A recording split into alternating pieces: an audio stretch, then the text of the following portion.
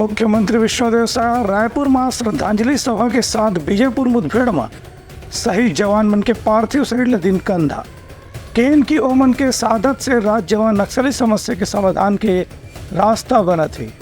ऐसन कुर्बानी अनमोल हवे। मुख्यमंत्री विष्णुदेव साय उप मुख्यमंत्री विजय शर्मा आज 4था बटालियन माना में पहुंच के पिछला दिनों बीजापुर जिले के तर्रे में माओवादी मन डाले तरह विस्फोट में शहीद दोनों जवान के पार्थिव शरीर पर पुष्प चक्र अर्पित कर श्रद्धांजलि दी। के मौका में मुख्यमंत्री और मंत्रिमंडल शहीद जवान के पार्थिव शरीर ला कंधा देकर के सम्मान पूर्वक उनकर गृह निवास सड्डू पर रवाना करी। मुख्यमंत्री हर श्रद्धांजलि संदेश में कही कि बीजापुर के मुठभेड़ में एसटीएफ के जवान मन बड़े साहस और शौर्य के परिचय दे रही हैं। ओवन मन लगातार मुकाबला करीन एक स्थिति मुठभेड़ में अपन शहादत के भी चिंता नहीं करीन।